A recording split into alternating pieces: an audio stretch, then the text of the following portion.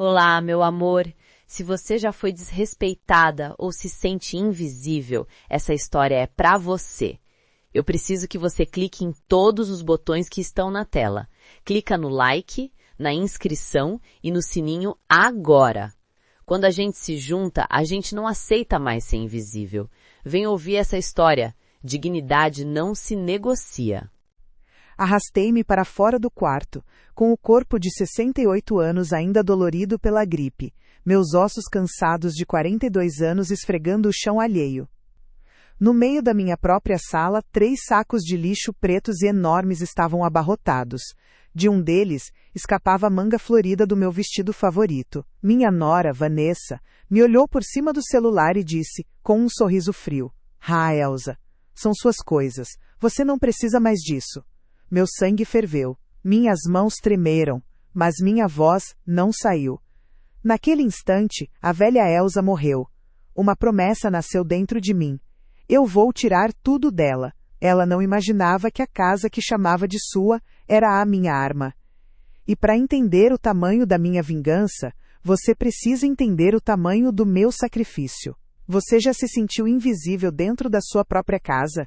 Se essa dor te parece familiar, se já sentiu o gosto amargo do desrespeito, deixe sua curtida para mostrar que estamos juntas nessa luta por dignidade. Meu nome é Elsa Maria Soares da Conceição. Tenho 68 anos de idade e sou uma empregada doméstica aposentada. Foram 42 anos de trabalho com carteira assinada, começando aos 16, em casas de família na zona sul de Belo Horizonte. Congelou as lágrimas que se recusavam a cair. O tempo se esticou. 1 minuto pareceu 1 hora. Naquele silêncio, a Elsa que aguentava tudo em nome da paz. A Elsa que engolia humilhações para não desagradar o filho. A Elsa boazinha e resignada, deu seu último suspiro. Eu senti ela morrer dentro de mim. E daquele vazio, daquela terra arrasada, algo novo começou a brotar. Algo duro, frio, inquebrável, uma clareza de diamante. A paz que eu tanto buscava preservar não era paz, era a minha anulação. O amor do meu filho não era amor, era conveniência.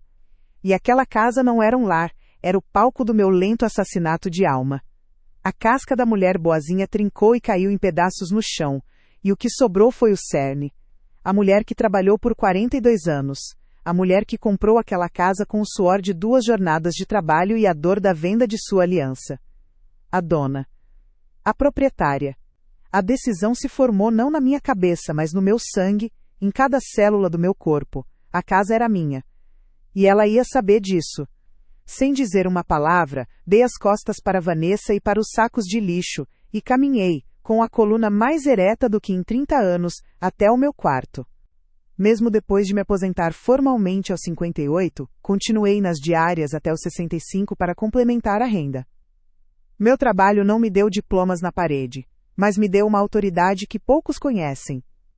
Eu não só limpava as casas, eu guardava os segredos, administrava a rotina, e era a pessoa de confiança para quem se entregava a chave de mansões.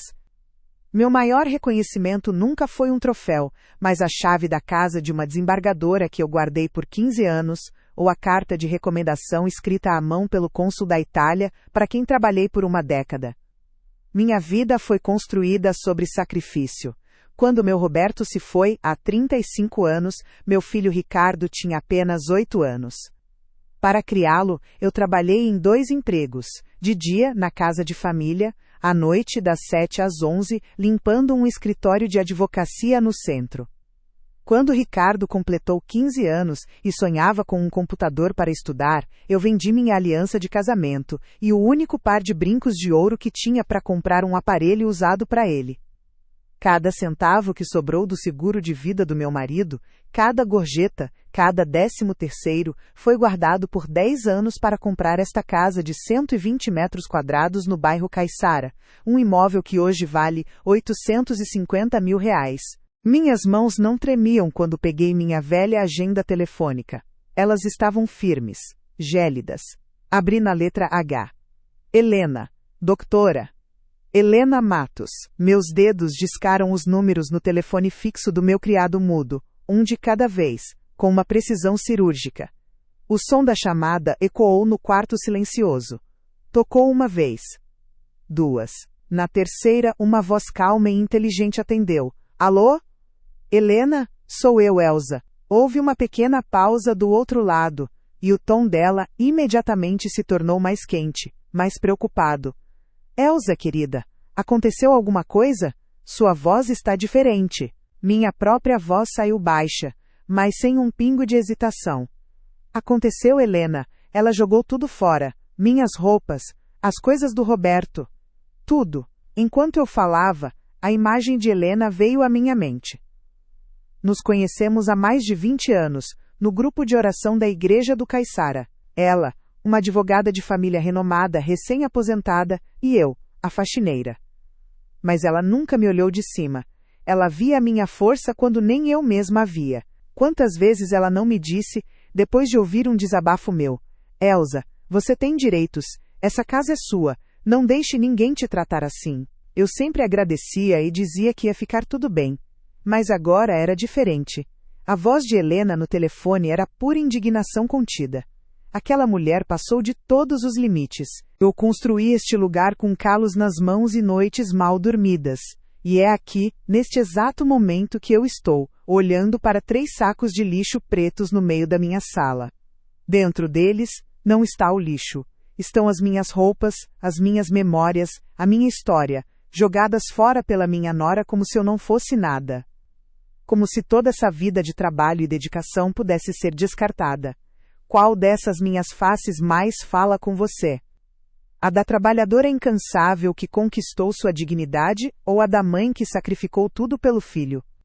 Eu acredito que existe um valor imenso no trabalho honesto, na dedicação de uma vida inteira.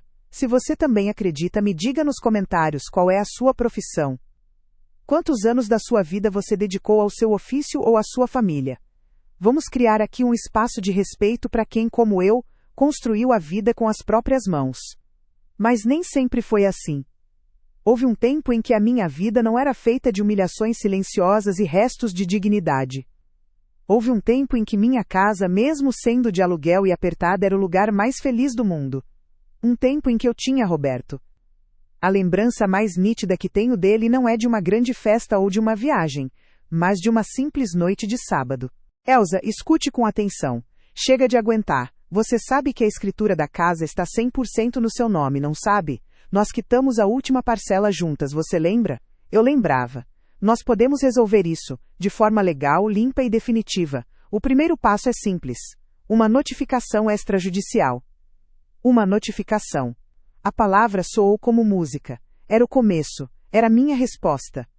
Sim, Helena, eu disse, e pela primeira vez naquele dia, eu senti algo além da dor e da raiva.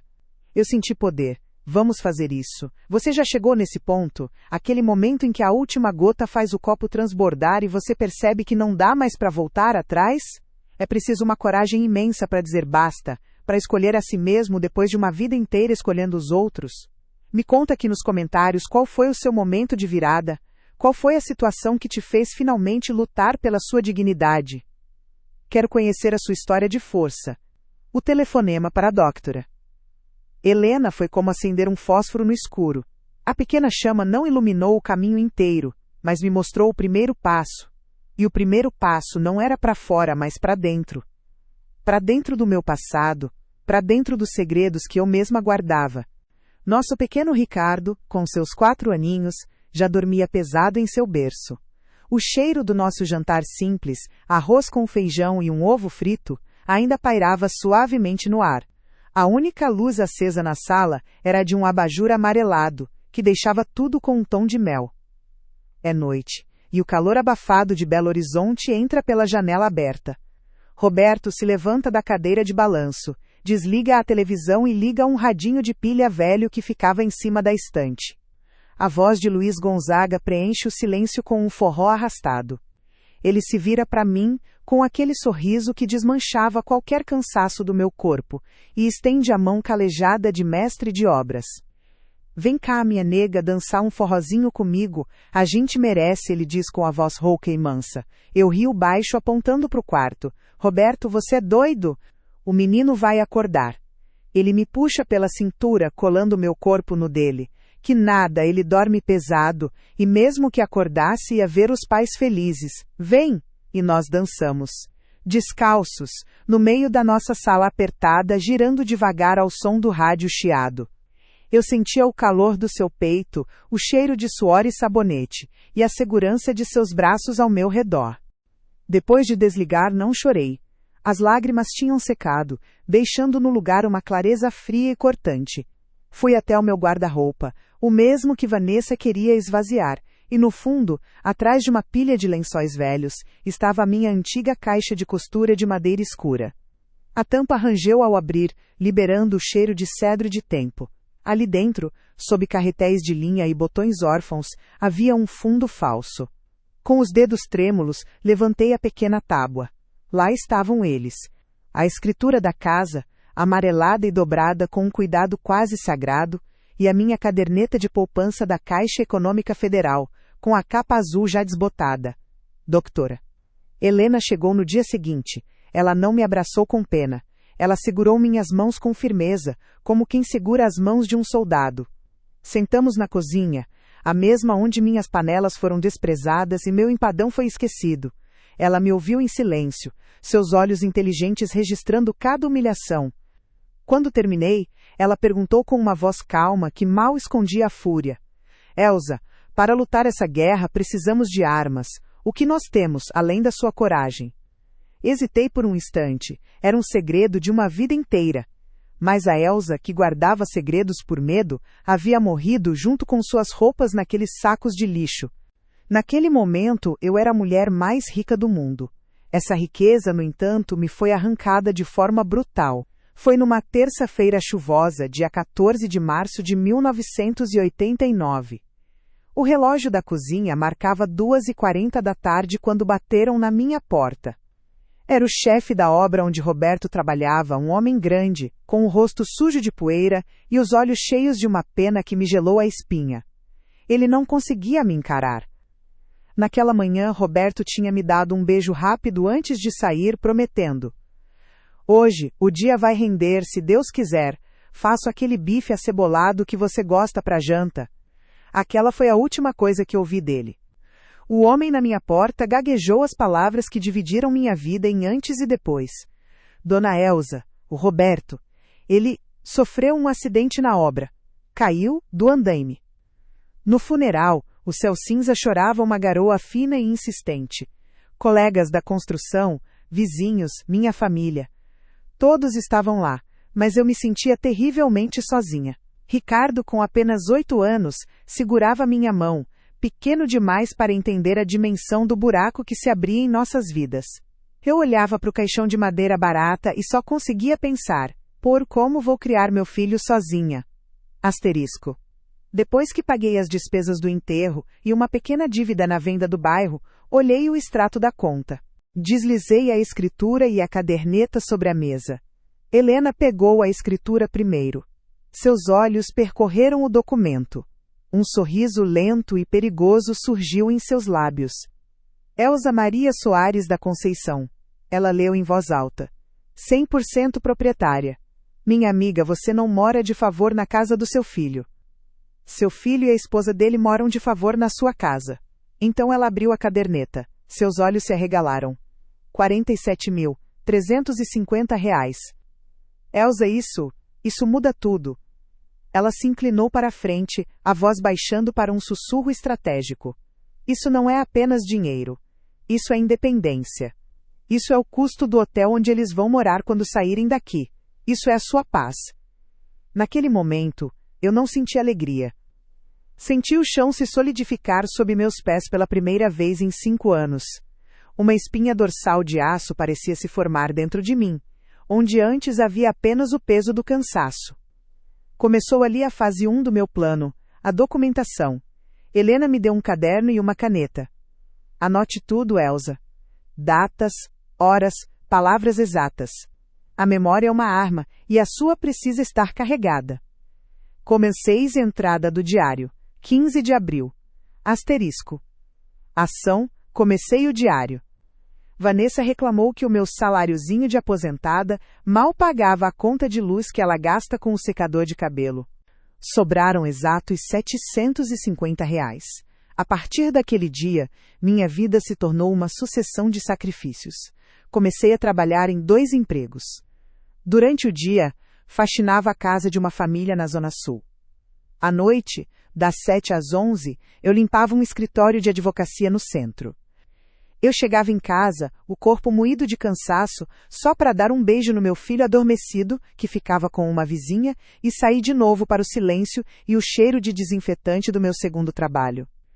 Quando Ricardo fez 15 anos, seu maior sonho era ter um computador para estudar. Eu não tinha um centavo sobrando. Sem que ele soubesse, fui a uma loja de penhores no centro da cidade e vendi a única herança de valor que eu tinha, minha aliança de casamento e um par de brincos de ouro que minha mãe me dera.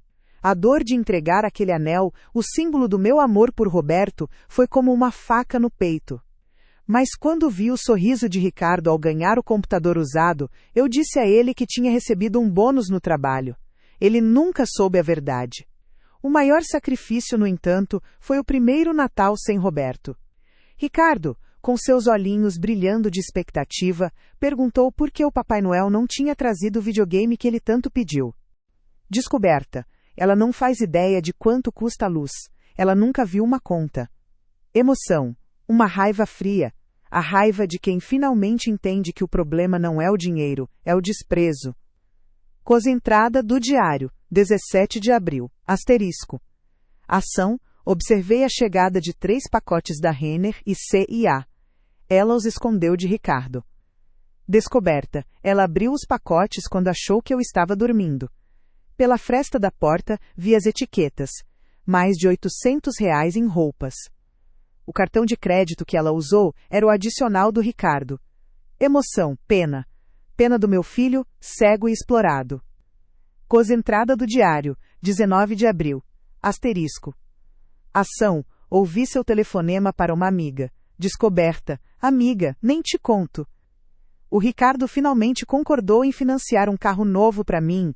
Aquele embuste do pai dele deixou essa casa velha, pelo menos serve pra gente economizar aluguel e viver bem. Emoção. O último pingo de dúvida se evaporou.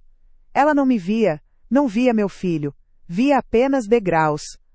Houve um momento em que quase desisti. Foi numa tarde de sábado, quando meu neto Lucas correu para o meu colo, me mostrando um desenho.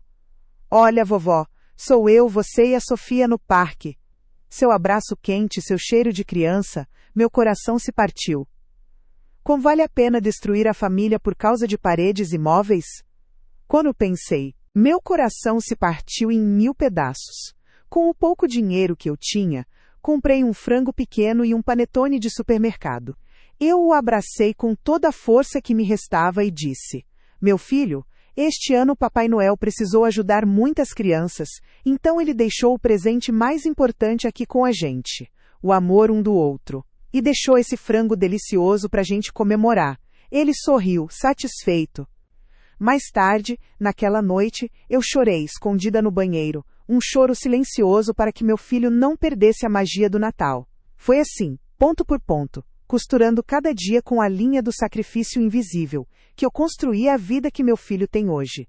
Você já fez sacrifícios silenciosos pela sua família? Eu sei a dor que é sentir que ninguém viu, que ninguém reconheceu o pedaço da sua alma que você deixou pelo caminho para que outros pudessem andar em um chão mais liso. Se você se sente à vontade, me conta aqui nos comentários. Qual foi o sacrifício que você fez e que ninguém nunca soube? Este é o nosso espaço seguro. Aqui, a gente se entende. Por 5 longos anos, a felicidade de Ricardo foi a única coisa que importou para mim. Depois de uma vida inteira de sacrifícios para vê-lo formado e bem empregado, meu maior sonho era que ele encontrasse uma boa mulher e construísse sua própria família. Mas então, à noite, no silêncio do meu quarto, peguei o outro desenho que ele me deu, aquele que ele passou por debaixo da porta. Eu e Roberto de mãos dadas. Lembrei do vidro trincado, da foto dele, da minha santinha jogada numa caixa de sapatos. Não era por paredes. Era pela minha dignidade. Era para que meus netos tivessem uma avó inteira, não os pedaços que Vanessa me permitia ser. A fase 2 foi no escritório de Dra. Helena. Não era uma sala fria e impessoal, mas uma biblioteca aconchegante em sua casa, com cheiro de livros e café fresco. Sobre sua mesa de madeira maciça, ela dispôs os documentos. Esta, disse ela apontando para uma folha, é a notificação extrajudicial de desocupação de imóvel. Dá a eles 30 dias para saírem voluntariamente. Apontou para outra. E esta é uma petição de medida protetiva com base no Estatuto do Idoso, que usaremos caso eles se recusem a sair ou tentem qualquer tipo de coação. Abuso patrimonial e psicológico são crimes, Elsa. Minha mão tremeu. Mas, e o Ricardo? E as crianças? Helena me olhou com seriedade. O choque será grande, Elsa. Especialmente para o Ricardo. Mas às vezes, um choque é a única forma de acordar alguém.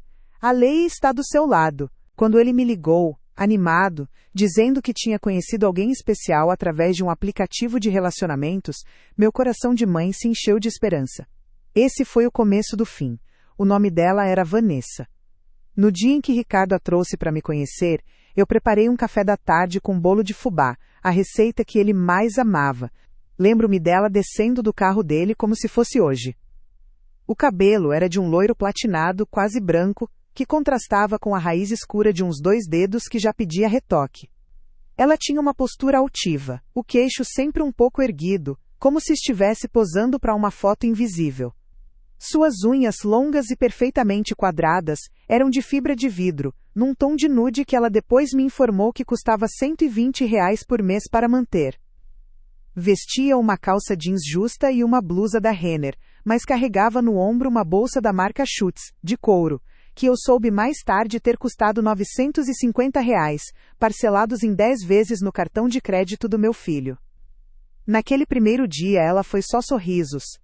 Chamou-me de Dona Elsa, elogiou minha casa e comeu um pedaço do bolo. Mas havia algo em seu olhar que me incomodou, de forma inquestionável. A fase 3 foi a movimentação silenciosa. Na segunda-feira seguinte fui com Helena à Caixa Econômica. Abri uma nova conta em outra agência e transferi cada centavo dos meus R$ 47.350. A gerente, uma moça jovem, sorriu para mim. Parabéns pela economia, Dona Elsa.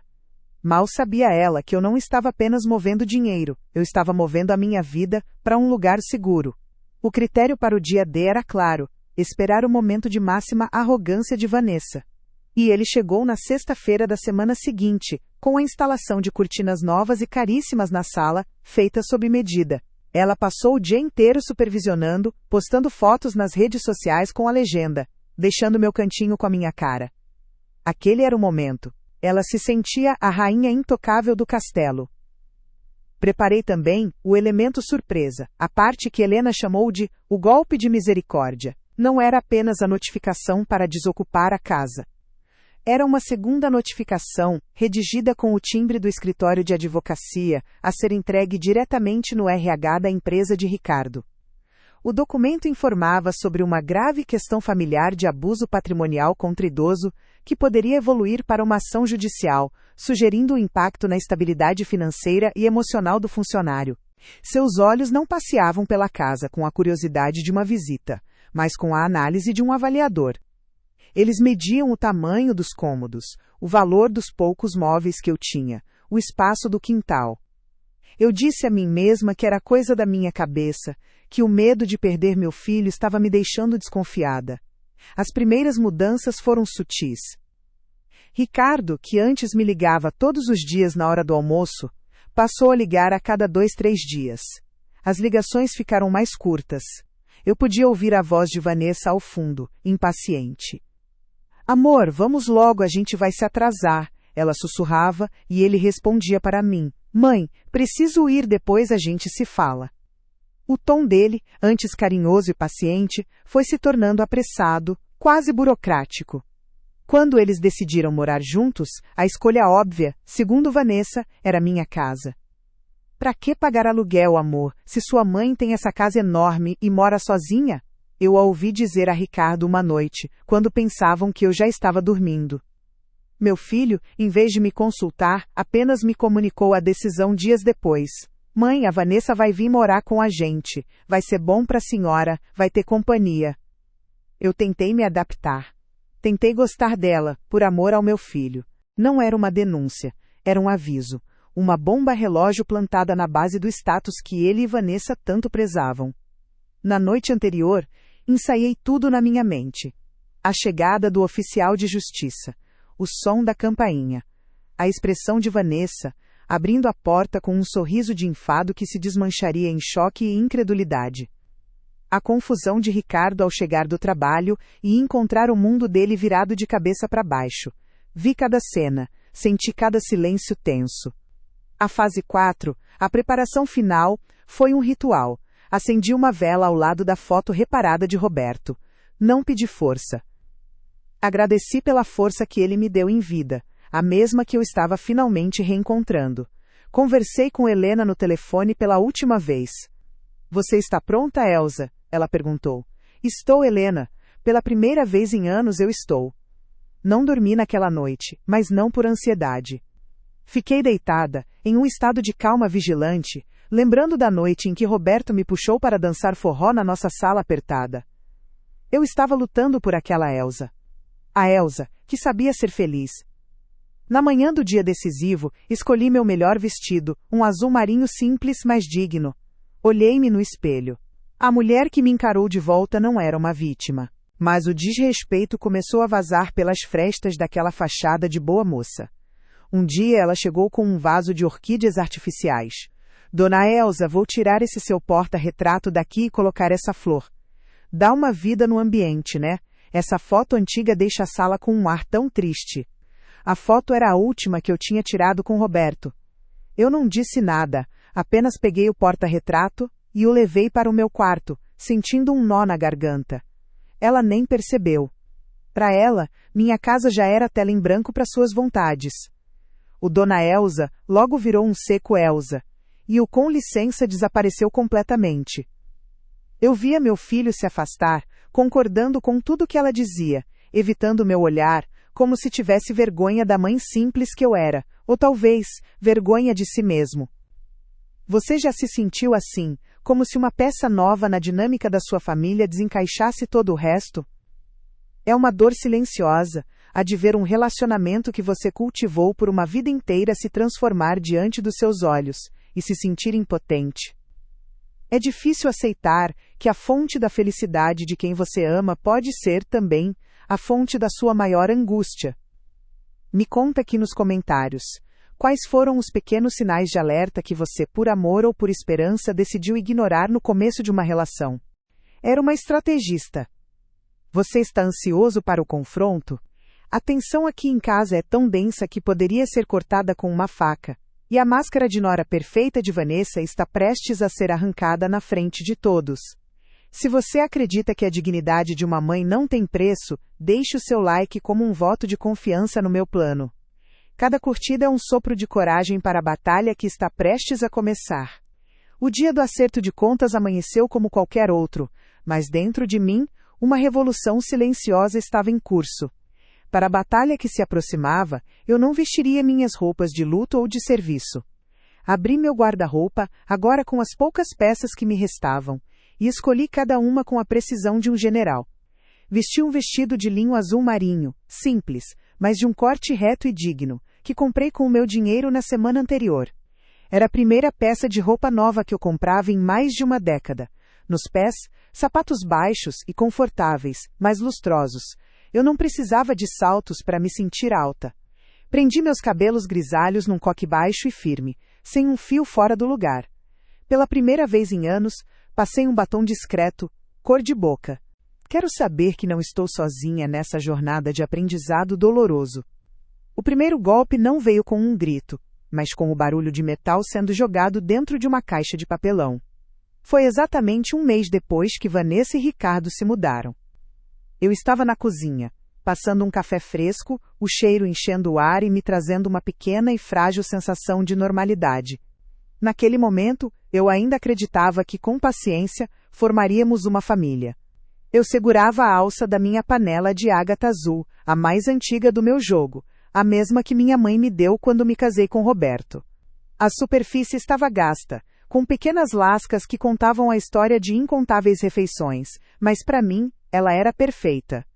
Vanessa entrou na cozinha com o passo apressado de quem é dono do lugar. Ela não me deu bom dia. Seus olhos passaram por mim e foram direto para o meu velho conjunto de panelas pendurado perto do fogão. Ela fez uma careta, o nariz se enrugando como se sentisse um cheiro ruim. Elsa, pelo amor de Deus, né? Ela disse, a voz pingando um desprezo que ela nem tentava disfarçar. Ela pegou uma das minhas panelas, a que eu usava para fazer o arroz de Ricardo. Ninguém mais usa essas panelas velhas. Ao me olhar no espelho, não vi a empregada aposentada, a viúva resignada. Vi Elsa Maria Soares da Conceição, a dona da sua vida. A sala de estar, palco de tantas humilhações, foi o meu campo estratégico. Arrastei o pesado sofá de 3 lugares para encostá-lo na parede, abrindo um grande espaço no centro. Coloquei a poltrona onde eu costumava me sentar, encolhida, em um canto. No centro da sala, posicionei a mesinha de centro de madeira maciça, herança de minha mãe, que Vanessa tanto desprezava. Sobre ela, apenas um vaso com uma única gérbera branca. De um lado da mesa, 2 cadeiras.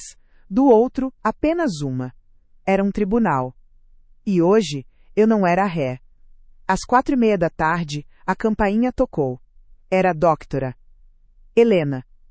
Elegante em seu tailleur cinza, ela entrou, e seu olhar percorreu o ambiente, parando em mim. Ela não disse nada, mas um sorriso mínimo e aprovador surgiu em seus lábios. Ela era a minha única testemunha, a minha aliada. A razão de ela estar ali era simples. Sua presença era a materialização da lei, da ordem, da seriedade que Vanessa jamais poderia contestar. Ela era a muralha que me protegeria de qualquer tentativa de manipulação. Sentamo-nos, doctora. Helena e eu, nas 2 cadeiras, de frente para a cadeira solitária e para a porta de entrada. Comprei um jogo de inox lindo na Havan. Isso aqui, ela sacudiu a panela no ar. Vai pro quartinho da bagunça. Meu corpo inteiro congelou. Um nó se formou na minha garganta, tão apertado que eu mal conseguia respirar. Minhas mãos, que antes seguravam a alça da panela com carinho, agora tremiam levemente ao lado do corpo. Senti o calor do fogão na minha pele, mas por dentro, um frio cortante se espalhou. Era uma dor aguda, a dor de ser descartada junto com um objeto. Por essas panelas, não são só panelas. Minha mãe me deu. O Roberto comeu o primeiro feijão que eu cozinhei para ele numa delas. Asterisco. Cada marca, cada arranhão era uma memória. E ela estava jogando minhas memórias numa caixa de papelão. Eu abri a boca para dizer algo, para explicar o valor que aqueles objetos tinham para mim, mas as palavras não saíram. Tudo o que consegui murmurar com a voz fraca e rouca foi: "Tá bom, minha filha." Ela nem olhou para mim. Já estava tirando as outras panelas do gancho, o som do metal batendo um no outro ecoando na cozinha como pequenos gritos de protesto.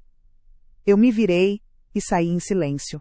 Fui para meu quarto, fechei a porta e me sentei na beirada da cama. Os últimos minutos de espera foram os mais longos da minha vida. Meu coração batia como um tambor de escola de samba, um ritmo frenético contra minhas costelas. Senti um suor frio na nuca, mas minhas mãos, pousadas em meu colo, estavam firmes, sem um único tremor. Par, você consegue, Elsa, par, eu dizia a mim mesma. Por você vendeu sua aliança por um computador. Você trabalhou de sol a sol por este teto. Você sobreviveu à morte do seu amor. Você consegue. Asterisco. Então, eu ouvi o som agudo do motor do carro de Ricardo sendo desligado com pressa. A batida seca da porta do carro. E os passos. Clique-claque, clique-claque. O som dos saltos de Vanessa na calçada, rápidos e cheios de si. Sua voz chegou antes dela, alta, ao celular. Amiga, nem te conto. O Ricardo finalmente liberou o cartão para a gente trocar o sofá. Esse velho da mãe dele já deu o que tinha que dar. A chave girou na fechadura e a porta se abriu. Vanessa entrou radiante, o celular ainda na mão, um sorriso de vitória no rosto. Mãe, cheguei. O que tem pra...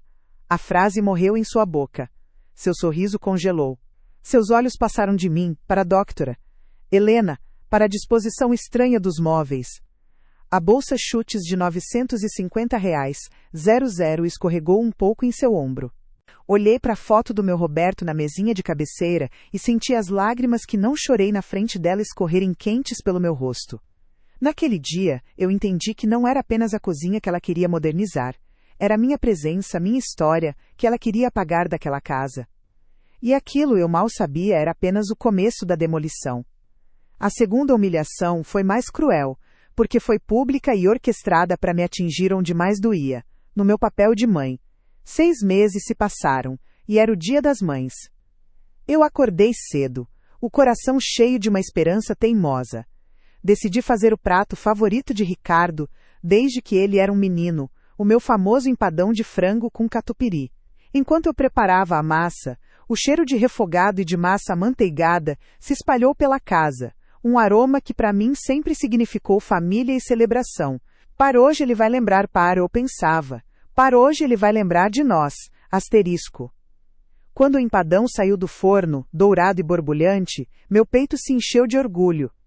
Era o meu amor em forma de comida. Ricardo chegou da rua com Vanessa e me deu um abraço rápido, dizendo que o cheiro estava maravilhoso. Por um instante, a esperança venceu.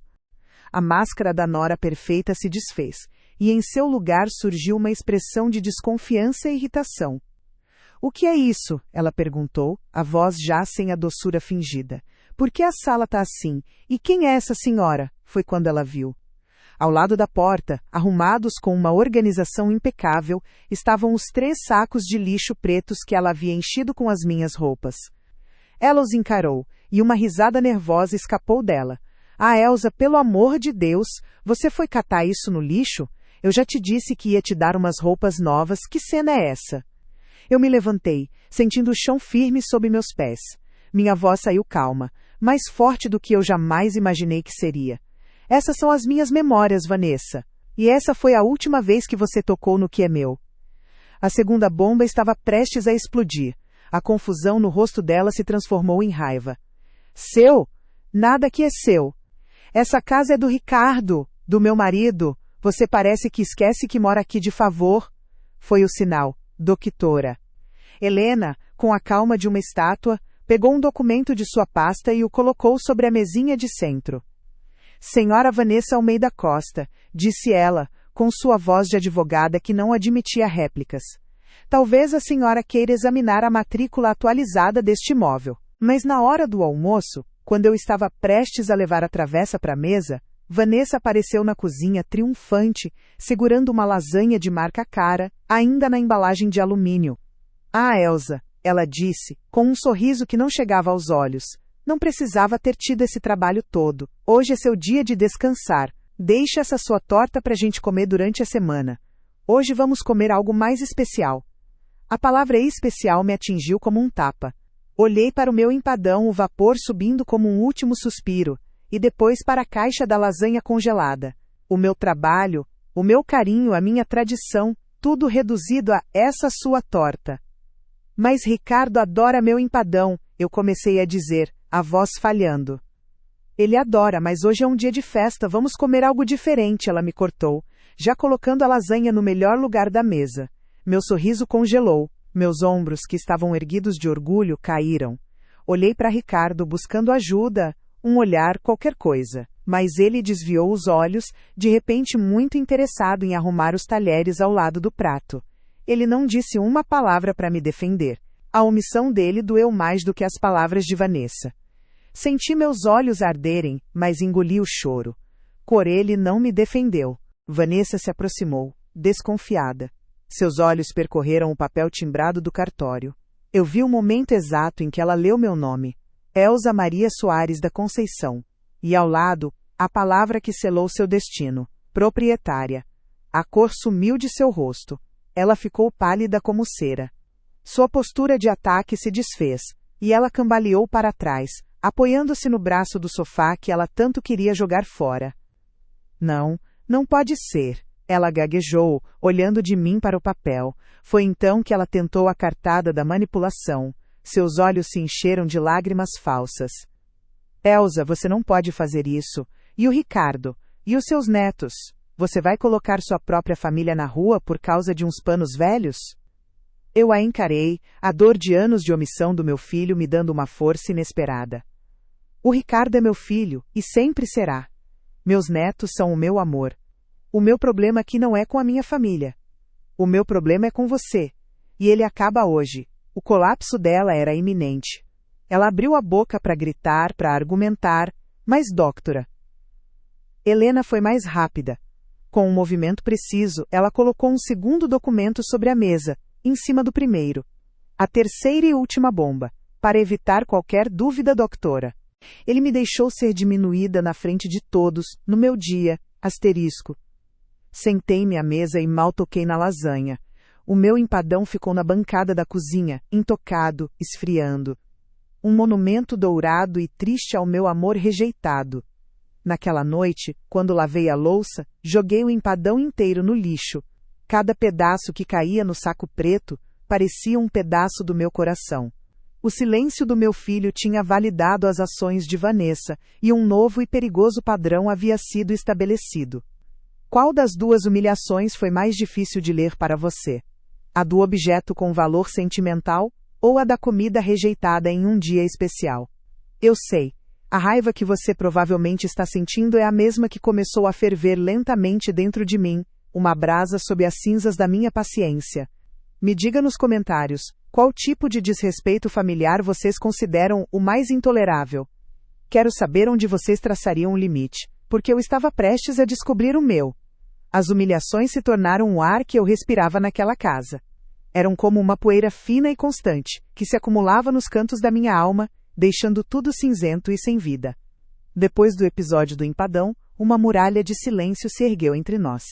Vanessa me ignorava com uma eficiência cruel, e Ricardo olhava através de mim como se eu fosse um fantasma que assombrava a sua nova vida perfeita. Helena começou a ler em voz alta, clara e impiedosa.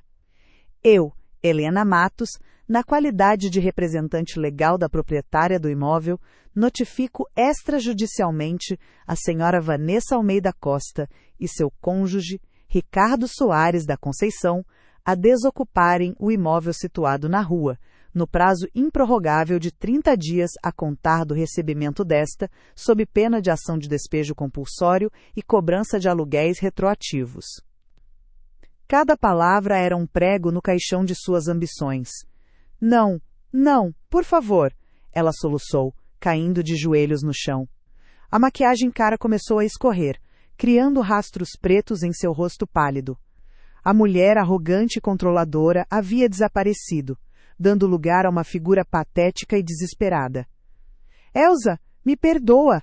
Pelo amor de Deus, não faz isso comigo. Eu não tenho para onde ir. Eu me aproximei dela, parei a um passo de distância e olhei para aquela figura no chão. Não senti pena, nem ódio. Senti apenas o vazio que precede a paz. E então, eu disse a frase que ensaiei em minha mente por dias, a frase que ela mesma me deu de presente. Você não precisa mais disso, Vanessa. O silêncio que se seguiu foi absoluto. Um silêncio pesado, denso, que parecia absorver todos os sons do mundo. Durou uma eternidade contida em 10 segundos. Mas o pior ainda estava por vir. O fundo do poço, eu descobriria, sempre tem um alçapão. A terceira humilhação veio no dia do meu aniversário de 68 anos. Eu não queria festa, não queria presentes. Meu único desejo era um pouco de calor humano, um resquício da vida que um dia tive.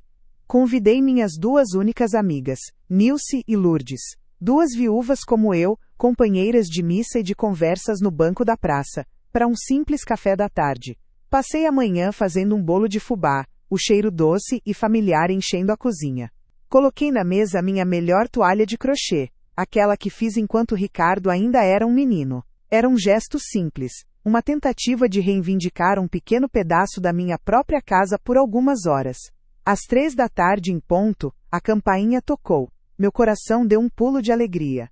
Mas antes que eu pudesse me levantar da poltrona, Vanessa passou por mim como um furacão, abrindo a porta. Eu ouvi tudo da sala, cada palavra cravando em mim como um prego. A voz dela era puro mel envenenado. Ah, queridas, que pena, ela disse, com uma falsa compaixão. A Elsa está muito indisposta hoje, coitada. Passou mal a noite toda. Acho melhor vocês voltarem outro dia, para não incomodar. Vanessa chorava convulsivamente, um choro feio, de animal acuado. Doutora. Helena se levantou, caminhou até ela e estendeu a notificação. Aconselho que procure um advogado, senhora. Agora, por favor, retire-se da casa da minha cliente. Ela se levantou, trêmula, pegou o papel com a mão que tremia e, sem olhar para mim, correu para a porta. O som da fechadura se abrindo e da porta batendo com força ecoou pela casa. E então, o silêncio retornou. Mas era um silêncio diferente. Era leve. Era meu. Sozinha na minha sala, agora imensa, eu caminhei até a parede onde antes ficava o altar de Roberto. Toquei a pintura fria. Não senti euforia, nem a alegria vibrante de uma vitória. Sentia um cansaço profundo, o alívio de um peso que eu carregava há 35 anos e que se tornara insuportável nos últimos 5. Uma lágrima solitária escorreu pelo meu rosto. Depois outra, e mais outra. Não era um choro de tristeza, mas de libertação. A represa de dor e sacrifício finalmente se rompera. A era da invisibilidade havia terminado. Depois de tudo que passamos juntos nesta jornada, eu preciso saber, como você está se sentindo agora, depois deste confronto? A catarse que eu senti foi real, uma mistura de alívio e dor. Se você pudesse descrever em uma única palavra o que sentiu durante este clímax, qual seria? Ouvi os murmúrios de preocupação das minhas amigas, os desejos de melhoras e o som dos seus passos se afastando. A porta se fechou com um clique seco e definitivo. Vanessa se virou para mim, o sorriso satisfeito mal disfarçado. Você quer transformar a minha casa em um asilo? Não quero esse tipo de gente aqui. A minha casa. O sangue subiu para o meu rosto, quente e violento. Minhas mãos, escondidas no bolso do avental, se fecharam com tanta força que as unhas cravaram na palma. Uma onda de fúria, algo que eu não sentia há décadas, ameaçou me afogar. Naquela noite, quando Ricardo chegou, eu o confrontei. Minha voz era um fio trêmulo. Ricardo, por que ela fez isso? Eram minhas amigas. Ele nem sequer me olhou nos olhos. Continuou desamarrando os sapatos, o olhar fixo no chão. Ah, mãe, a Vanessa só estava preocupada com a senhora. E a casa estava uma bagunça, não era a hora de receber visita. Preocupada. A palavra ecoou na minha cabeça, vazia e mentirosa. Ele não estava me defendendo. Ele estava justificando. Ele estava escolhendo o lado dela. Mais uma vez. Naquele instante, algo dentro de mim, uma viga de sustentação que aguentou 35 anos de viuvez e sacrifício, trincou. Pela primeira vez, um pensamento claro e cortante atravessou a névoa da minha resignação. Pois até quando, Elsa? Deixe seu comentário. Vamos processar este momento juntos. Nos dias que se seguiram, a casa mergulhou num silêncio que pesava mais do que qualquer grito. 48 horas após o confronto, um oficial de justiça entregou a notificação extrajudicial redigida pela doutora Helena nas mãos de Vanessa. Ela, que até então agia com uma arrogância debochada, empalideceu ao ler os termos legais. Um prazo de 72 horas para desocupar o imóvel que legalmente nunca fora seu. As consequências foram imediatas. Além da notificação de desocupação, doutora Helena deu entrada em um processo por danos morais, anexando fotos do estado em que encontrei meus pertences e o testemunho das minhas amigas, Maria e Lúcia, que foram barradas na porta no meu aniversário. A notícia se espalhou como fogo em palha seca pela vizinhança e pela família. Recebi ligações de primas distantes, algumas oferecendo apoio, outras apenas curiosas. Maria e Lúcia vieram no dia seguinte, trazendo pão de queijo e um abraço que valeu por 1000 palavras. Com os netos, a situação foi delicada. Ricardo os levou para um apartamento alugado temporariamente. Lucas, o mais velho, me ligava escondido, perguntando quando poderia ver o desenho que me deu. Eu o tranquilizava, dizendo que a vovó estava apenas arrumando a casa, e que logo faríamos bolo de fubá juntos. Até quando você vai deixar que te tratem como um móvel velho? Asterisco. A quarta humilhação, a que finalmente quebrou a minha espinha dorsal, não demorou. Foi um ataque direto ao meu coração, à minha fé e à memória do meu Roberto. No corredor que levava aos quartos, eu mantinha uma pequena prateleira de madeira escura. Era o meu santuário particular. Nela, havia apenas 2 coisas. uma pequena imagem de gesso de Santa Rita de Cássia, minha santa de devoção, a santa das causas impossíveis, que me acompanhava desde a morte do meu marido. E ao lado dela, a minha relíquia mais preciosa, uma foto em preto e branco de Roberto. Ele estava com uns 35 anos, encostado na parede de uma obra, o sol batendo no seu rosto. Ele sorria para a câmera, um sorriso largo, cheio de vida, com os olhos vincados de quem ria com a alma.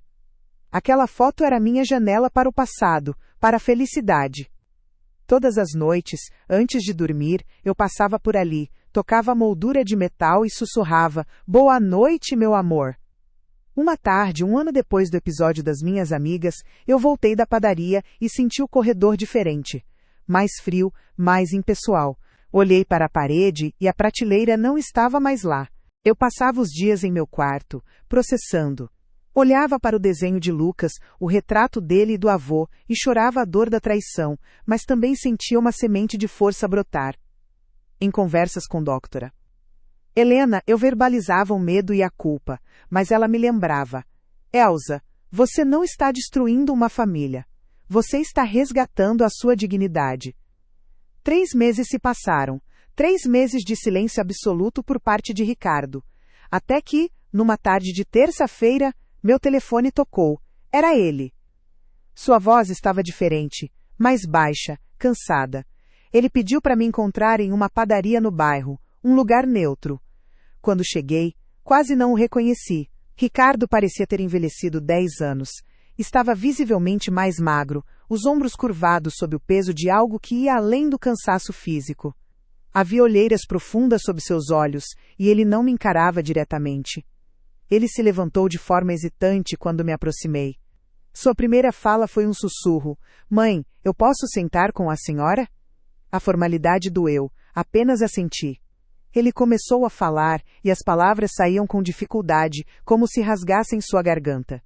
"Mãe, eu não vim pedir perdão, porque eu sei que não mereço. Eu vim para a senhora saber que eu entendi. Eu entendi tudo." Ele então listou, um por um, cada erro, cada humilhação que ele permitiu. Eu vi quando ela jogou fora suas panelas de ágata e não disse nada. No seu lugar, pendia um espelho enorme, com uma moldura prateada e moderna. Meu coração parou, o ar me faltou. Deixei o saco de pães cair no chão. Corri para o meu quarto, para o quarto de hóspedes, para o quartinho da bagunça. Nada. O desespero começou a me sufocar.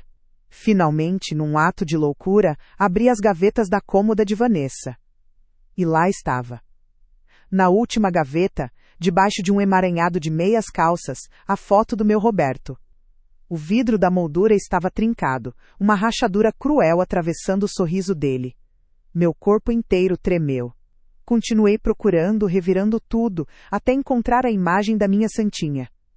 Ela estava no fundo de uma caixa de sapatos velhos, jogada de qualquer jeito, como lixo. Eu peguei os 2 objetos, um em cada mão, e fui para a sala. Vanessa estava no sofá, lixando suas unhas de fibra de vidro.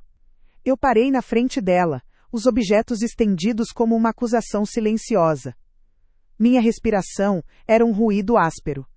Ela me olhou de baixo para cima, com um tédio infinito, e disse a frase que incendiou o resto da minha alma. "Credo, Elsa." Esse seu altar deixava o corredor com uma energia pesada de cemitério. "Precisamos de mais vida, mais luz nesta casa." Cemitério. Ela chamou a memória do meu marido e a minha fé de cemitério. Eu comi a lasanha congelada no Dia das Mães e deixei seu empadão intocado na cozinha. Eu ouvi quando ela barrou suas amigas e inventei uma desculpa. Eu vi o altar desmontado, a foto do meu pai com o vidro trincado. E eu me omiti. E quando ela jogou suas roupas no lixo, a minha covardia chegou ao limite. Eu não defendi a senhora. Eu falhei como filho, como homem. Ele parou, respirou fundo. "Eu vou entender de verdade se a senhora nunca mais quiser me ver." Ele então me contou que já havia feito mudanças. Tinha saído do emprego que o consumia e aceitado um cargo com salário menor, de R$ 6.200, mas com horários mais flexíveis, em uma empresa menor. Alugou um apartamento simples de 2 quartos no bairro vizinho, longe da influência de Vanessa.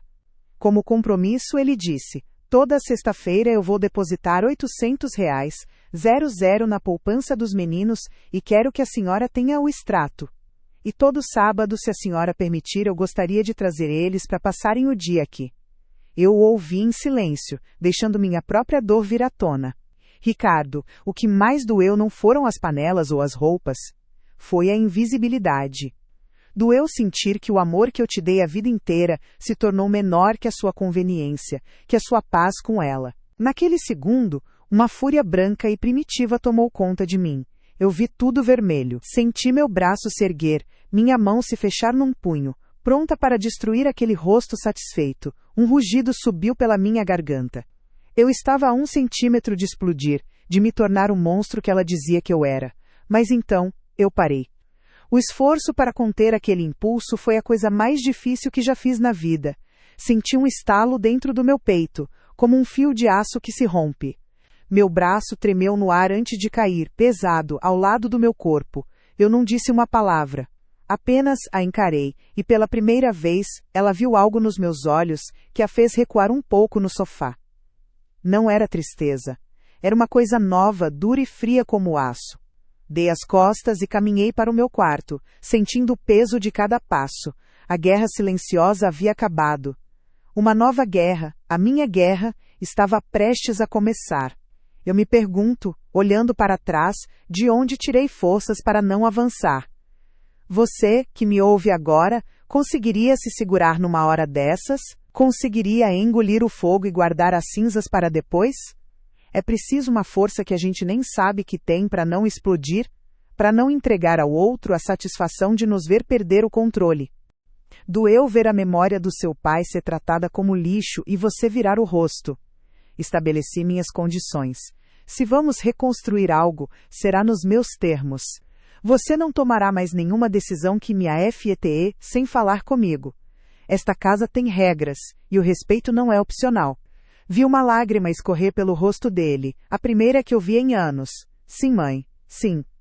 Havia uma abertura ali, uma pequena fresta de luz. Apesar de tudo, ele era meu filho. Lentamente, estendi minha mão sobre a mesa. Ele a segurou com as 2 mãos, como um náufrago se agarra a uma boia. E então, ali na padaria, ele se levantou, veio até meu lado da mesa e me abraçou.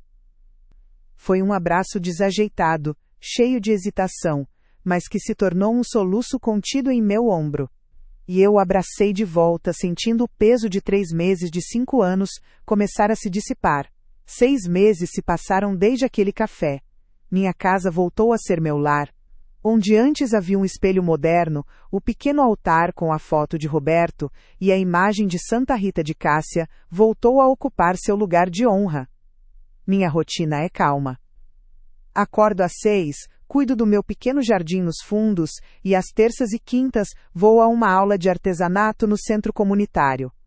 Se você também acredita que a dignidade é a nossa última fortaleza e que vale a pena lutar por ela, mesmo que a luta seja silenciosa e estratégica, então eu peço que você se inscreva no canal. Sua inscrição é um apoio não só a mim, mas a todas as pessoas que, mesmo sob a mais extrema pressão, se recusam a deixar que apaguem a sua luz. A gripe não pediu licença para entrar. Começou como um arranhão na garganta na segunda-feira, um calafrio teimoso que me fez buscar um casaco de lã mesmo com o sol de Belo Horizonte entrando pela janela. Na terça, acordei com o corpo pesando 1 tonelada, a cabeça latejando como um tambor em festa de largo. Tentei me levantar para fazer um chá de limão com mel, mas minhas pernas fraquejaram e voltei para a cama. Ouvi Vanessa na cozinha, sua voz impaciente ao telefone, reclamando do trânsito. Ricardo passou pela porta do meu quarto, já de terno, e disse apenas: "Tô indo, mãe. Se cuida." Ele não perguntou se eu precisava de algo. Não olhou para o meu rosto pálido, para o suor frio na minha testa. Na quarta-feira, a febre queimava. Eu era um deserto, minha boca seca, meus pensamentos confusos. Passei o dia entre cochilos febris e a realidade dura de estar doente sozinha na minha própria casa, ignorada como um móvel velho. Minha alma, que antes parecia respirar um ar mofado e pesado, hoje respira o cheiro de terra molhada depois da chuva. Ricardo cumpre sua promessa. Todo sábado, ele e os netos chegam às 9 da manhã. Ele me ajuda com pequenos consertos na casa, enquanto Lucas e Sofia correm pelo quintal. Semana passada, ele trouxe uma muda de manacá da serra, a árvore favorita de Roberto, e nós a plantamos juntos. A ferida ainda existe, mas está cicatrizando. Vanessa, soube por terceiros, voltou para sua cidade no interior, trabalha como caixa em um supermercado. Ela tentou ligar para Ricardo algumas vezes, mas ele foi firme. Acabou, Vanessa, cuide da sua vida. A relação com meus netos floresceu. Outro dia, enquanto fazíamos bolo de fubá na cozinha, usando as velhas panelas de ágata da minha mãe, Sofia me abraçou e disse: Vovó, sua casa tem o cheiro mais gostoso do mundo. Eu aprendi, da forma mais dura, que uma vida inteira de sacrifício não compra respeito. Descobri que a bondade sem limites é um convite ao abuso. Entendi que aguentar firme não é uma virtude, é uma forma lenta de autoanulação. A Elsa, que se calava e se retirava para o quarto para chorar em silêncio, não existe mais. Ela deu lugar a uma mulher que conhece o valor da sua própria paz. Ninguém me trouxe um copo de água. Ninguém mediu minha temperatura. Eu era invisível na minha própria dor. Na quinta-feira, a febre finalmente cedeu, deixando para trás um cansaço que parecia ter se instalado nos meus ossos para sempre. Com a força que me restava, levantei. A casa estava silenciosa, precisava de ar, arrastei meus pés pelo corredor, cada passo um esforço monumental. Foi quando entrei na sala de estar, e o mundo parou. 3 sacos. Pretos. Grandes. Sacos de lixo de 100 litros, amarrados, no meio da minha sala. Vanessa estava de costas para mim, o celular colado na orelha. Sua risada era alta. Cortante. Eu me aproximei. Um passo. Depois outro. Meus olhos focaram em algo que escapava de uma das bocas amarradas. Um tecido. Um padrão de flores miúdas, azuis e amarelas. Meu vestido. O vestido que eu usava no dia em que Roberto me pediu em casamento, debaixo de uma mangueira carregada, há mais de 45 anos. Meu ar sumiu. Meu coração deu um soco contra minhas costelas. Um soco. E outro. Olhei para o segundo saco. Vi a ponta de uma manga de lã escura. O paletó de luto de Roberto. A única peça de roupa dele que eu guardava. Não eram roupas velhas. Eram as minhas roupas. E você, que me ouve agora, talvez se reconheça em alguma parte da minha história. Talvez você também tenha se tornado invisível dentro da sua própria casa, dentro da sua própria vida. Quero que ouça bem. A sua dignidade não é um item negociável. Existe uma diferença imensa entre o amor sacrificial e o amor autodestrutivo. Aprender a dizer não, a traçar uma linha no chão e a dizer daqui você não passa, não é egoísmo, é sobrevivência. A maior força, descobri, não vem de nunca cair, mas de se levantar mesmo quando as pernas tremem. Essa história mudou algo na sua perspectiva sobre seus próprios limites? Se você está considerando tomar uma decisão difícil para proteger sua paz, saiba que você não está sozinha. Inscrever-se neste canal não é apenas clicar num botão, é um compromisso que você faz consigo mesma, de consumir conteúdo que valida o seu valor. Compartilhe esta história com uma amiga, uma mãe, uma irmã, com qualquer mulher que precise ouvir que ela merece respeito incondicional. E por favor, deixe uma mensagem de força nos comentários para outras pessoas que podem estar passando por isso agora. Vamos criar aqui uma comunidade de apoio onde uma levanta a outra. Lembre-se sempre, o respeito não se pede, se ocupa. Eram as minhas memórias. Eram os meus últimos fios de conexão com a vida que eu tive. Foi quando a voz dela atravessou o ar e me atingiu como uma pedra. Ela ainda ria ao telefone.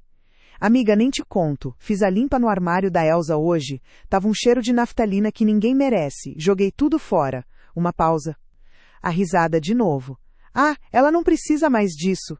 Coitada, quase não sai daquele quarto, é um favor que eu tô fazendo. Ela desligou o telefone, virou-se e me viu. Seu sorriso desapareceu, substituído por uma irritação fria. Ah, você levantou. Pensei que ia mofar na cama. Me ajuda a levar esse lixo para fora antes que o caminhão passe. Ela disse. E esperou. Mas eu não me movi. Eu não respondi. Eu apenas fiquei ali, olhando para aqueles 3 sacos pretos que continham a minha vida inteira. E um silêncio profundo desceu sobre a sala. Não era um silêncio vazio. Era um silêncio pesado, denso, que tinha som. O zumbido da geladeira na cozinha. O tic-tac distante do relógio de parede que foi de minha mãe. O barulho de um carro passando na rua. Cada som era uma agulha perfurando a quietude. O silêncio tinha uma temperatura. Era gelado. Congelou o suor na minha nuca.